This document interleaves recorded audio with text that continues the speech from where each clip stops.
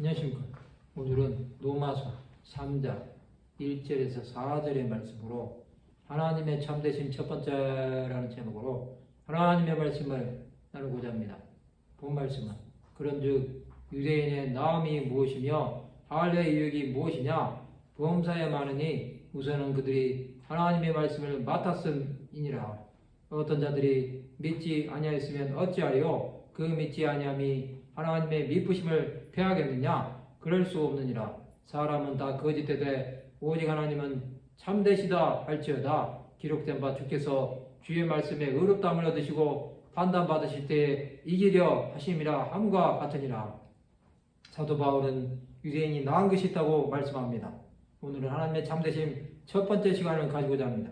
유대 사람이라고 해서 무슨 혜택이 있고 할례는 무슨 가치가 있느냐고 질문합니다. 그것은 범사에 많으니 우선은 그들이 하나님의 말씀을 맡았다는 것입니다. 성경의 저자들은 유대인들입니다. 또 그들을 통해서 하나님의 말씀이 온 땅에 이른 것입니다. 하나님은 유대인들에게 진리 대신 예수 그리스도를 보여주신 것입니다. 그런데 그들 가운데 어떤 사람들이 믿지 않았다면 어떻게 되겠습니까? 그들의 불신앙이 하나님의 신실하심을 무효화시키겠습니까? 이것은 그럴 수 없다는 것입니다. 믿지 않는 유대인 때문에 하나님의 말씀을 가진 그들의 특권이 사라지는 것이 아닙니다. 하나님의 신실하심은 영원하기 때문입니다. 결코 그럴 수 없습니다. 사람은 다 거짓말쟁이라고 해도 하나님은 진실하십니다. 기록되기를 주께서 말씀하실 때 의롭다는 인정을 받으시고 판단받으실 때 이기려 하십니다라고 한 것과 같습니다.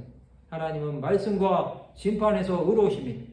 하나님의 참되시고 거룩하심은 사람이 침범할 수 있는 영역이 아닙니다. 하나님의 말씀은 패할 수 없습니다.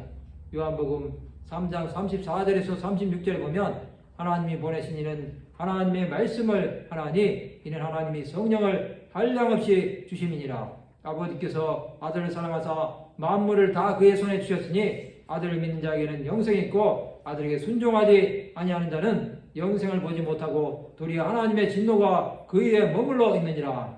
하나님은 유대인들을 끝까지 쓰실 것입니다. 이것은 그들이 나아서가 아니라 하나님의 말씀을 맡은 자들에게 주시는 특권일 뿐입니다. 하나님의 신실하심과 거룩함은 그들이 누구보다 잘 알고 있습니다.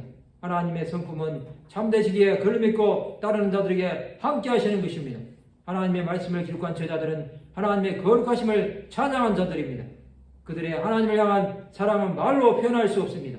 하나님이 말씀 앞에 엎드렸던 자들이 땅끝까지 복음이 이르는데 쓰임을 받았다면 이방인들이 그들을 무시할 수 없는 것입니다.